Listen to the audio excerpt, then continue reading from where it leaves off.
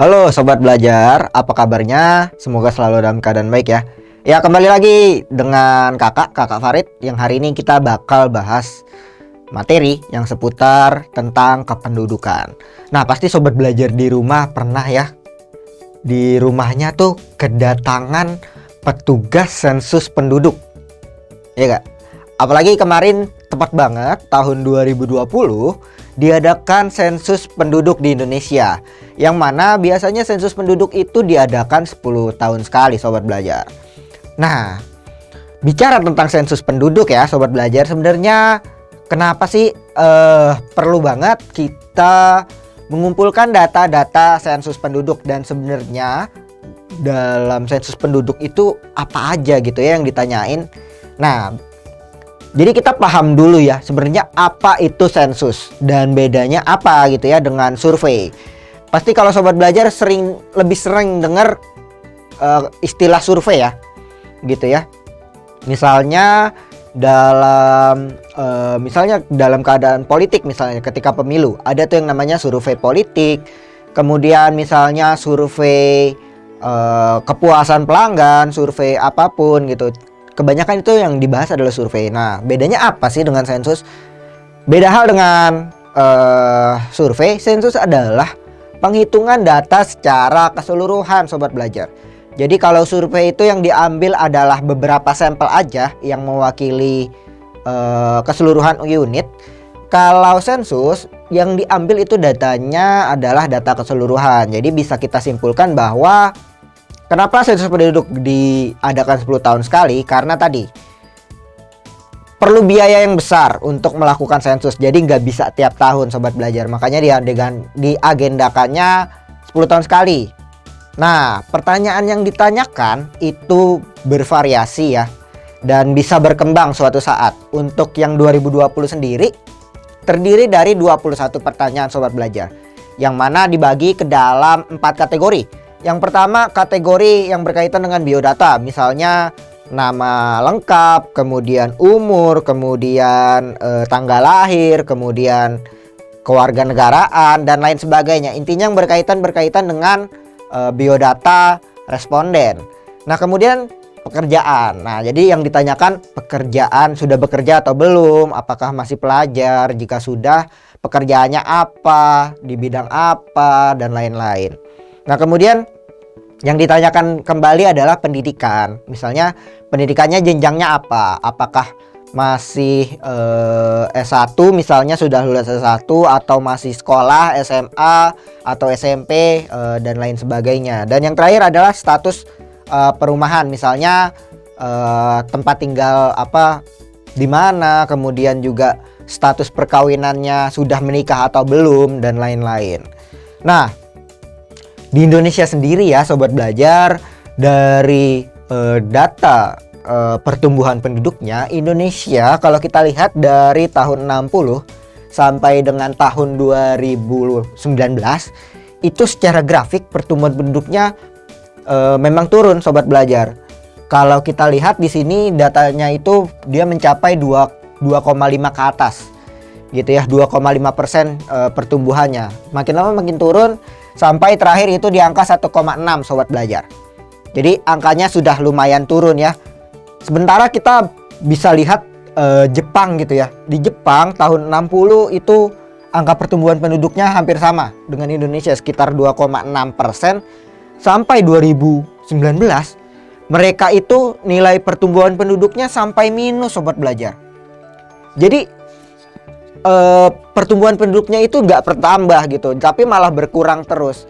Nah, sebenarnya apa aja sih faktor yang menyebabkan bagaimana pertumbuhan itu bisa bertumbuh gitu ya, atau positif, dan kenapa kok di beberapa tempat pertumbuhan penduduknya tuh bisa negatif. Nah, oleh sebab itu hari ini kita bakal banyak bahas ya mengenai apa aja sih sebenarnya faktor yang mempengaruhi pertumbuhan penduduk itu sendiri, dan juga ada apa aja gitu ya di dalamnya.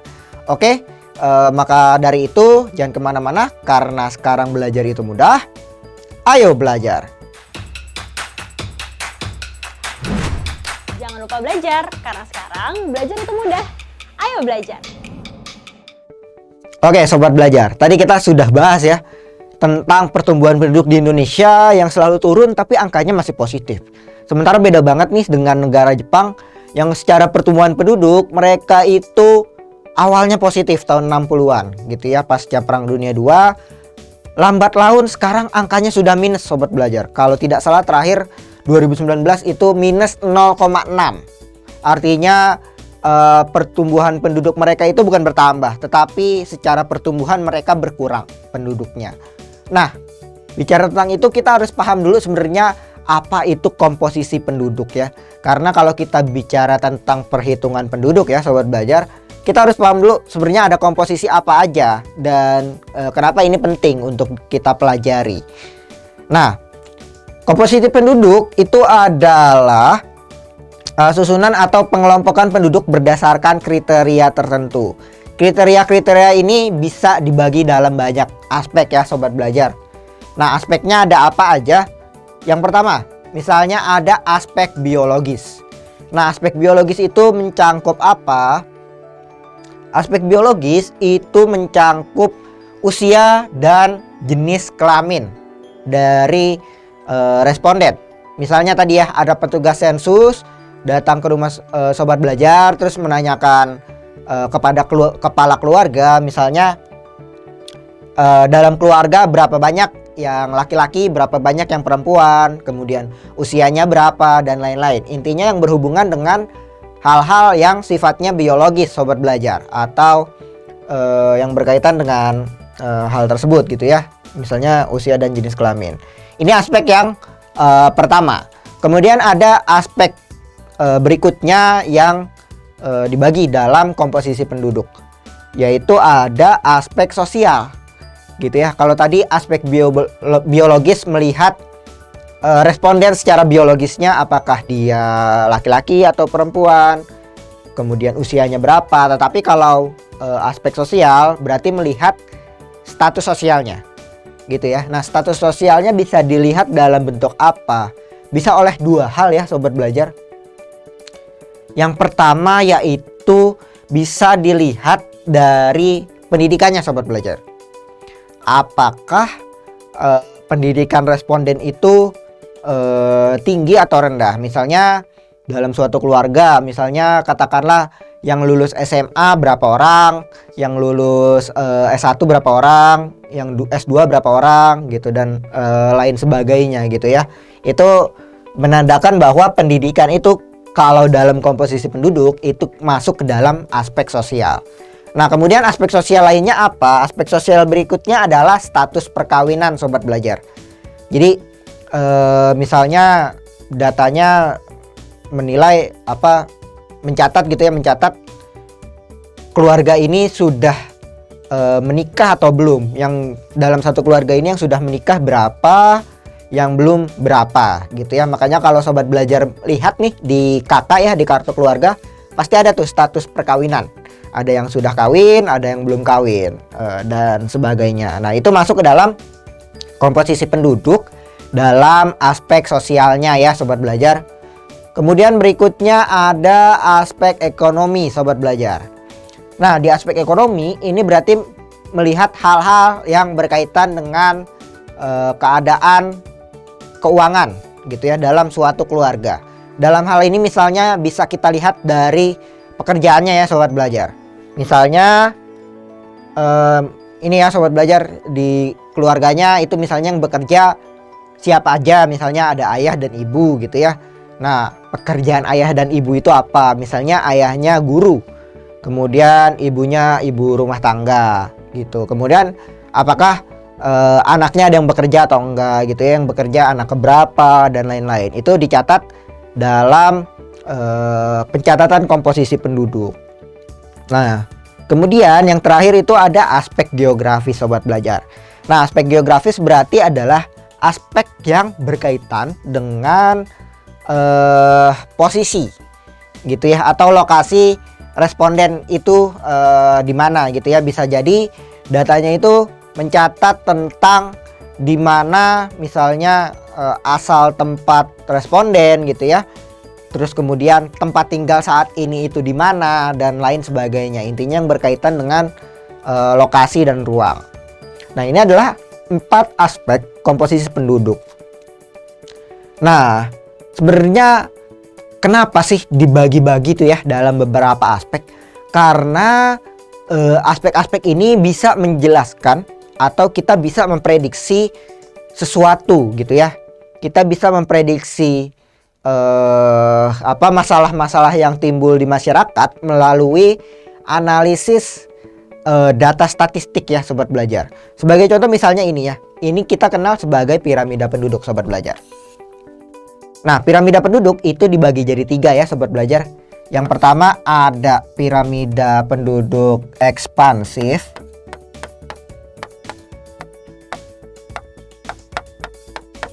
Nah, piramida penduduk ekspansif atau piramida penduduk muda ini berarti penduduk di wilayah tersebut itu lebih banyak penduduk yang usianya lebih muda sobat belajar.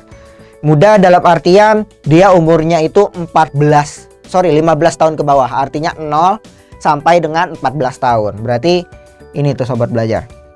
Nah, kalau kita lihat ya, bener ya, ternyata memang ini lebih banyak gitu jumlahnya ketimbang umur-umur lainnya. Kemudian yang kedua di sini ada piramida penduduk stasioner sobat belajar. Nah, piramida penduduk stasioner adalah piramida penduduk yang paling stabil gitu ya. Karena kenapa? Karena baik dia penduduk muda, penduduk produktif gitu ya, atau penduduk usia tuanya itu jumlahnya balance gitu ya. Artinya tidak ada ketimpangan satu sama lain. Sehingga wilayah yang memiliki piramida penduduk dengan bentuk ini itu cenderung masalah yang terjadi di masyarakatnya itu lebih sedikit gitu ya. Beda dengan yang ekspansif dan nanti satu lagi. Nanti kakak jelaskan. Kita yang terakhir dulu. Ini yang terakhir ada yang namanya piramida penduduk konstruktif. Ya sobat belajar, atau piramida penduduk tua. Jadi ada 3 ya, ada ekspansif, stasioner, dan konstruktif. Nah, kalau yang di konstruktif itu jumlah penduduk mudanya sedikit sobat belajar, artinya kelahirannya sedikit gitu ya. Jadi bentuknya itu timpang gitu ya, yang piramida yang produktifnya banyak, yang tuanya juga agak lumayan banyak, sementara yang mudanya sedikit. Nah, dari 3 ini kita bisa memprediksi kira-kira masalah apa aja yang timbul di kemudian hari jika suatu negara atau suatu wilayah tersebut tidak memiliki kesiapan ya sobat belajar dalam menanggulangi hal tersebut. Misalnya ekspansif ya, contohnya misal Indonesia. Di Indonesia ketika kita memiliki piramida penduduk seperti ini, artinya di masa depan kita akan memiliki tenaga kerja yang sangat banyak sobat belajar. Artinya apa? Artinya ketika nanti di masa depan gitu, katakanlah 10 sampai 20 tahun ke depan, berarti dibutuhkan banyak banget lapangan pekerjaan sobat belajar. Tidak hanya lapangan pekerjaan, butuh juga yang berarti peningkatan kualitas hidup masyarakat supaya masyarakat bisa bersaing di masa depan. Misalnya meningkatkan mutu pendidikan supaya orang-orang yang dulu muda ini nih, yang masa anak-anak sekolah ini di masa depan bisa mencari pekerjaan yang lebih baik. Seperti itu. Nah, kalau misalnya tidak diprediksi atau tidak dibuat langkah-langkah tersebut, apa yang terjadi? Apa yang terjadi adalah ya terjadi peningkatan pengangguran yang sangat besar ya sobat belajar, dan juga nanti bisa menimbulkan masalah-masalah sosial lainnya. Nah, tetapi kebalikan sama yang konstruktif. Konstruktif mudanya sedikit. Artinya apa? Artinya suatu saat wilayah atau negara tersebut itu bakal kekurangan tenaga kerja, yang akhirnya mereka harus mendatangkan tenaga kerja dari negara lain, yang mana secara pendapatan gitu ya, pendapatan nasional mereka yang harusnya pendapatan nasionalnya bisa masuk ke dalam kas negara mereka harus berpindah gitu ya ke orang lain kayak gitu. Jadi tiap piramida punya masalahnya sendiri, dan yang paling stabil yang ini, yang stasioner. Nah, itu tadi terkait dengan rasio ya, tentang piramida penduduk, yang mana dalam piramida penduduk ini dibentuk itu dari usia dan jenis kelamin ya sobat belajar. Kalau ke atas itu dia usia,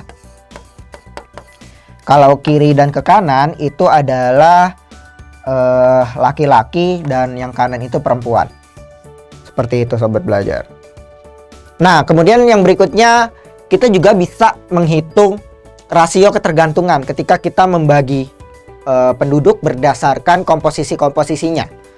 Nah, misalnya ya apa sih itu rasio ketergantungan? Jadi rasio ketergantungan itu adalah perbandingan antara rasio dari jumlah penduduk yang tidak produktif gitu ya dibagi dengan jumlah penduduk yang tidak produktif. Kalau kita masukkan dalam rumus berarti usia produktif itu masuk ke dalam usia kerja yang mana dinilai dari umur 15 tahun ke atas sampai dengan 65 tahun ke bawah. Artinya 15 sampai 64 itu kita sebut sebagai usia produktif. Nah, dengan kita menghitung rasio ketergantungan ini kita bisa tahu bahwa berapa orang produktif sih atau berapa orang yang tidak produktif harus bergantung dengan orang yang produktif atau orang yang memiliki penghasilan. Sebagai contoh misalnya katakanlah ada di Indonesia misalnya ya, katakanlah jumlah penduduknya 250 juta nih gitu. Tapi yang angka yang tidak produktifnya lebih banyak, katakanlah 150 juta gitu ya. Misal kita coba hitung sederhana deh. Misalnya yang tidak produktif 150 juta gitu ya. Kemudian yang produktifnya 100 juta sobat belajar. Nah, maka di sini kita bakal dapat hasil berapa? Dikali 100 ya, sorry. Maka kita dapat di sini ini kan jadi 1,5 gitu ya. Ini coret jadi 1,5. 1,5 kali 100 berarti hasilnya nanti 15 sobat belajar. Nah, 15 ini artinya apa? Artinya dalam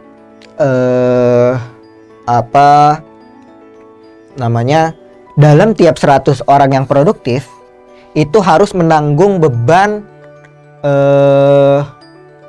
orang sobat belajar. Jadi ada orang yang menggantungkan hidupnya dengan orang lain karena dia sudah tidak produktif, sudah tidak memiliki penghasilan gitu. Jadi sehingga dia memerlukan bantuan orang lain. Seperti itu. Nah, sebenarnya faktor apa aja sih yang mempengaruhi dinamika penduduk ya? Tadi kita bicara kenapa tuh di Jepang pertumbuhannya bisa minus sementara di Indonesia tetap positif gitu ya. Nah, sebenarnya banyak sobat belajar. Yang pertama ada kelahiran. Nah, kemudian ada kematian dan yang terakhir ada migrasi atau perpindahan penduduk. Nah, kita sekarang bahas dulu tentang kelahiran ya. Nah, kelahiran bisa dihitung secara kasar yang kita sebut sebagai CBR atau Crude Birth Rate. Nah, Crude Birth Rate ini dihitung dari jumlah kelahiran hidup dibagi jumlah penduduk dikali angka konstanta yaitu 1000. Nah, setelah dihitung misalnya dapat hasil 20 sobat belajar. Nah, ketika kita dapat hasil 20 artinya kalau 20 berarti angka kelahirannya itu sedang dalam wilayah tersebut. Sementara kalau kurang dari 20 angka kelahirannya rendah dan lebih dari 30 itu dinyatakan angka kelahiran di wilayah tersebut tinggi gitu. Nah, untuk dalam kasus Jepang misalnya dia angka kelahirannya rendah, bahkan lebih rendah daripada itu gitu ya. Sementara angka kematiannya ya cukup lumayan gitu. Jadi angkanya bisa minus. Berbeda dengan di Indonesia ya. Di Indonesia angka kelahirannya lumayan tinggi gitu. Jadi makanya angka pertumbuhan penduduknya selalu positif. Nah, ini yang kelahiran. Nah, faktornya apa aja sih? Faktornya banyak ya. Misalnya kawin usia muda. Karena kawin usia muda otomatis umur dia untuk memproduksi keturunan itu jadi lebih panjang. Gitu ya. Kalau kawin usia tua misalnya baru usia 30 baru menikah nih. Otomatis paling punya anak 1 atau 2 aja gitu ya. Jadi ada rentangnya lebih pendek. Sementara kalau usia kawinnya muda, dia rentangnya jadi lebih banyak sobat belajar. Gitu. Jadi kemungkinan dia memiliki keturunan jadi lebih banyak. Kemudian ada pandangan bahwa banyak anak banyak rezeki ya. Belum lagi ada juga pemikiran bahwa anak itu adalah harapan orang tua nanti ya, ketika dia di masa tua, anak diharapkan bisa menjadi tulang punggung keluarga. Kemudian anak merupakan penentu status sosial. Misalnya ketika suatu keluarga tidak memiliki keturunan laki-laki, maka dia akan terus gitu ya mencari keturunan sampai akhirnya nanti dapat laki-laki. Akhirnya ya jadi banyak sobat belajar. Nah, kemudian ada juga nih yang antinatalitas atau faktor yang mana menghambat suatu kelahiran. Contohnya misalnya program KB gitu ya. Kalau untuk di Indonesia ya program KB tepat sobat belajar, karena kita pertumbuhan penduduknya tinggi. Tapi beda hal jika program KB diberlakukan di negara yang pertumbuhan penduduknya itu rendah gitu ya. Kemudian ada penundaan usia kawin. Nah, ini juga di negara-negara maju biasanya usia kawinnya itu lebih tua. Kalau di kita mungkin belasan tahun masih banyak ya sobat belajar yang sudah menikah. Tapi kalau di luar negeri 25 ke atas atau mungkin bahkan di atas 30 baru menikah. Nah, dan yang terakhir ada semakin banyak wanita karir yang berpikir bahwa karir dulu yang dikejar baru kemudian asmara. Jadi sehingga angka perkawinannya jadi semakin rendah sobat belajar. Nah, kemudian kita bahas ke kematian. Kalau tadi kelahiran ada CBR, kalau kematian ada CDR sobat belajar. Nah, rumusnya sama kayak tadi, cuma ini bedanya jumlah kematian bagi jumlah penduduk kali 1000. Nah, kategorikan dalam 3 ya. Kalau rendah itu artinya dia kurang dari 13. Kemudian kalau 14 sampai 18 dikatakan sedang, sementara 18 ke atas dinyatakan kategori kematiannya tinggi. Nah, faktornya apa aja sobat belajar? Faktor yang mendukung mortalitas itu misalnya rendahnya kesadaran masyarakat terhadap suatu kesehatan. Kemudian fasilitas kesehatannya juga gak banyak gitu ya, belum memadai. Kemudian ada keadaan gizi penduduknya rendah. Kemudian terjadi bencana, perang dan lain-lain sehingga menelan korban jiwa yang banyak dan lain sebagainya. Sementara ada juga yang menghambat terjadinya kematian. Misalnya penduduknya paham dengan apa itu kesehatan gitu ya. Misalnya nggak makan sembarangan gitu ya, makan dengan makan makanan yang sehat.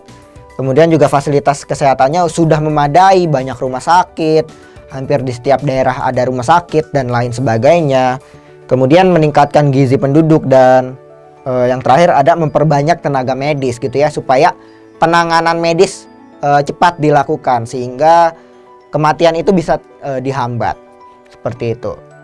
Nah, kemudian yang terakhir ada migrasi penduduk sobat belajar, atau berpindahnya penduduk dari satu tempat ke tempat lainnya. Nah, migrasi penduduk itu punya banyak istilah ya. Ada yang namanya imigrasi. Imigrasi ini I, berarti dia masuk sobat belajar. Berarti perpindahan penduduk yang mana penduduknya itu masuk ke wilayah kita. Ada juga yang namanya E, emigrasi. Kalau tadi I itu keluar, I itu masuk, berarti E itu keluar sobat belajar. Gitu ya, exit gitu. Kalau ini in. Nah, biar gampang ingetnya kayak gitu ya sobat belajar. Terus ada juga istilah namanya transmigrasi sobat belajar. Kalau transmigrasi itu berarti perpindahan penduduk dari yang wilayah padat ke wilayah yang lebih tidak padat gitu. Ada juga nanti istilah urbanisasi ya. Urbanisasi berarti perpindahan masyarakat dari desa ke kota. Ada juga sebalik dari urbanisasi yaitu ruralisasi. Ruralisasi. Kalau ruralisasi itu kebalikan urbanisasi, yaitu perpindahan dari desa ke kota. Nah, ini macam-macam dari migrasi penduduk yang mana nanti mempengaruhi pertumbuhan penduduk di suatu wilayah tertentu. Oke, itu tadi adalah materi yang berkaitan dengan komposisi penduduk dan juga faktor-faktor apa aja sebenarnya yang mempengaruhi pertumbuhan penduduk itu sendiri ya sobat belajar. Nah, supaya lebih paham kita coba bahas kuis nih, berupa kuis-kuis berikut ya. Oke, yang pertama nih, pengelompokan penduduk berdasarkan jenis pekerjaan, bahasa, agama, mata pencarian, jenis kelamin, dan lain-lain. Nah, ini disebutnya apa? Tadi kita bahas nih di awal. Jadi, masyarakat dikelompokkan gitu ya dalam beberapa aspek. Nah, apa berarti sobat belajar? Benar banget. Jawabannya adalah komposisi penduduk ya. Kalau kepadatan penduduk itu adalah berapa banyak orang yang tinggal dalam suatu wilayah. Gitu biasanya dinyatakan dalam jumlah orang per kilometer persegi. Seperti itu sobat belajar. Dan lain sebagainya. Jadi masih mudah ya. Kita coba masuk ke yang berikutnya nih. Ilmu yang mempelajari tentang dinamika penduduk berupa kelahiran, kematian, migrasi, dan lain-lain disebut apa sobat belajar? Ada monografi, ada kartografi, ada demografi, ada geomorfologi, dan oceanografi. Yang mana sobat belajar? Bener banget, jawabannya adalah C, demografi. Nah, demo sendiri itu artinya adalah penduduk sobat belajar. Gitu ya, grafi artinya gambaran. Jadi ilmu yang mempelajari tentang gambaran penduduk. Nah, kalau monografi itu adalah data ya sobat belajar, data dari suatu wilayah tertentu. Gitu. Jadi misalnya sobat belajar pergi ke kelurahan nih, terus minta monografi kelurahan. Nah, itu nanti sobat belajar dikasih data-data yang berkaitan dengan data penduduk atau data lain di kelurahan tersebut. Kartografi ini ilmu tentang pemetaan, geomorfologi ilmu tentang bentukan alam, dan oceanografi ilmu tentang samudra sobat belajar. Oke, jadi mudah ya. Oke, kita lanjut ke yang terakhir nih. Angka yang menyatakan perbandingan antara banyak orang yang termasuk usia tidak produktif gitu ya, dan banyaknya orang yang termasuk usia produktif adalah apa sobat belajar? Angka? Bener banget. Jawabannya adalah angka ketergantungan ya. Tadi masih ingat ya. Jadi kalau dihitung tuh usia tidak produktifnya berapa dibagi dengan jumlah penduduk yang produktif kemudian dikali 100, nanti dapat kita rasionya. Misalnya katakanlah kita dapat angka 50 ya, berarti dalam 100 orang yang produktif itu harus menanggung 50 orang yang tidak produktif dan lain sebagainya. Oke, itu tadi adalah materi tentang komposisi penduduk dan faktor pertumbuhan penduduk. Oke, semoga materi kali ini bisa menambah wawasan kita dan mohon maaf apabila ada kesalahan. Sampai jumpa di pertemuan berikutnya. Karena sekarang belajar itu mudah, ayo belajar. Jangan lupa belajar, karena sekarang belajar itu mudah. Ayo belajar.